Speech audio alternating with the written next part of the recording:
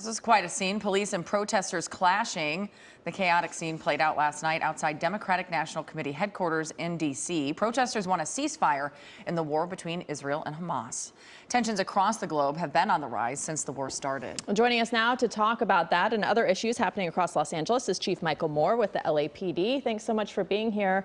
So I want to start with that. Obviously, a lot of people in LA or across the country, around the world, not feeling safe right now. People of the Jewish faith, people of the Muslim faith. I know that there have been protests happening in LA, keeping you all busy, but what do you have to say to the people who are not feeling safe because of the war across the globe right now? Well, first of all, let me say thank you to the protests and demonstrations. Just last night, we had a pro-Palestinian protest downtown, or in the Hollywood area, involved more than 500 people.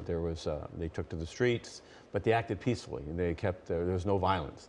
And we worked with them to facilitate their expression, their demonstration, and within an hour and a half, 2 hours, they left. I'm proud of our people who hold the line of that facilitation, of making sure that people are respectful of one another as far as nonviolent.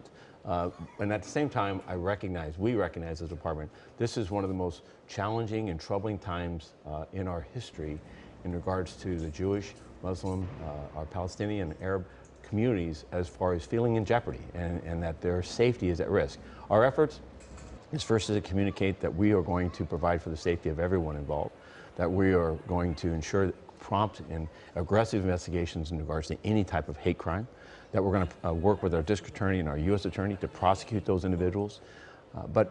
So to date, I'm very happy to say that for the most part, our community leaders are speaking in one voice and a unity that it will not tolerate or facilitate or encourage or allow violence in Los Angeles. And so we're mindful of that message, we're grateful for it, but we're also ever vigilant. We're working with our state and federal partners to recognize that there are interests and groups out there that would wish to hijack this moment and promote violence or engage in violence. So we are asking the public for tips, for leads, to see something, say something. We have systematic patrols at all houses of worship. We're reaching out to those community leaders, and we'll continue to do that in the weeks and months ahead. It is simple, but see something, say something really works in a lot of different communities. I do want to talk about the 10 freeway closure, because obviously that must be having an impact on your officers, both as traffic builds on those side streets. You're going to have to patrol differently, I'm assuming, and then also having, you know, some of these vendors and illegal tenants uprooted under freeway bridges. How is this changing policing? Well, for Los Angeles, first of all, I'm proud of Governor Newsom, his efforts to bringing the state's support, the full weight of the state and resources, as well as the White House. And locally, Mayor Bass has led from the front. And she's been very vocal about the interests of everyone involved, the commuting traffic, those businesses and the businesses surrounding that area. And for us, we've provided support and assistance to the state on the investigation, what was the cause and origin of that fire, which we believe now to be arson, who's responsible for it, and supporting the fire marshal of the state of California with our investigators, which continues today, with fire arson investigators as well, to identify persons responsible. To the businesses and those who've lost their livelihood, the mayor's office is also working to extend a hand of support to seek what type of funding and support can be made to try to allow them to recover their livelihoods, to allow them to continue on in the face of such destruction. Lastly, the organization of the traffic congestion and resulting congestion. I couldn't be prouder again of the Department of Transportation. We're in regular conversations. I just spoke this morning with her, communicated how are our traffic officers, how are the more than 24 motor officers that we have in the area, how are they assisting one of the most trying circumstances, which was the facilitation of an already congested area by now tens of thousands of additional motorists that are not following our advice, which is to stay on the freeway, plan ahead, avoid the area however possible.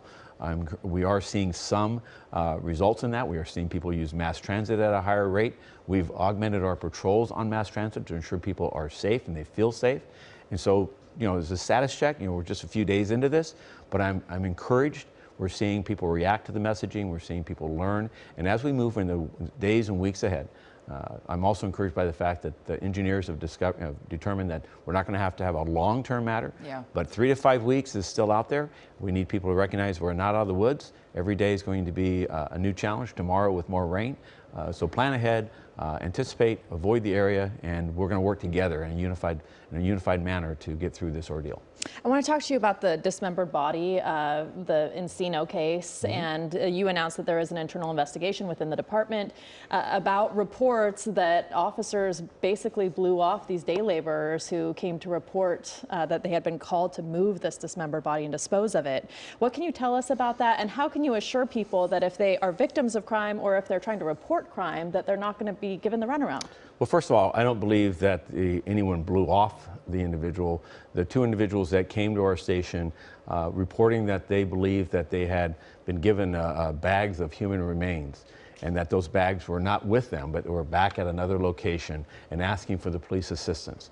The error on our part was that an officer, apparently, rather than have a unit come to the station and have those two individuals wait in the lobby, asked the individuals to step outside and to call 911, and that a unit would then come and pick up that investigation.